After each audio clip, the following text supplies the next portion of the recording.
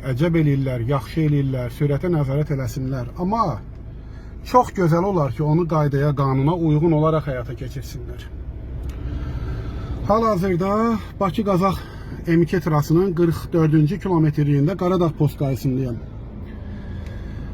Baxın, sürətə həmişəki qayda ilə nəzarət eləyən bu avtomobildir. Bax, bunun demək, o radarı tuşladığı ərazi əslində 90-lıqdır. Görürsünüzmü? Mən sizə göstərəcəm 60 hardan başlayır. Baxın, 60 görürsünüzmü?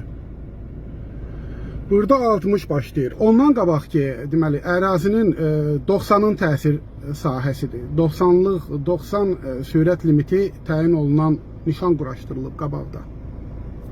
Ondan cəmi 50-60 metr, 80 metr qabaqda 70'dir əslində.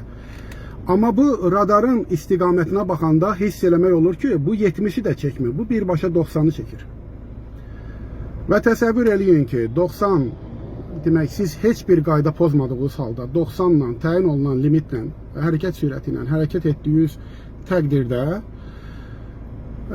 sizə 10 manat, 50 manat, 150 manat sürətinizdən asılı olaraq cərimə gəlir və cərimə balları gəlir.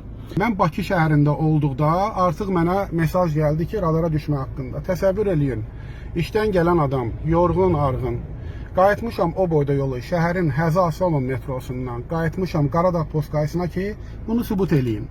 Heç bir, demək, qayda pozmadığım təqdirdə, 90 yazılan yerdə, 90 ilə gəldiyim yerdə, bax, xidmətin bu cür təşkil olunduğuna görə mənə cərimə balı gəlir və cərimə yazılır.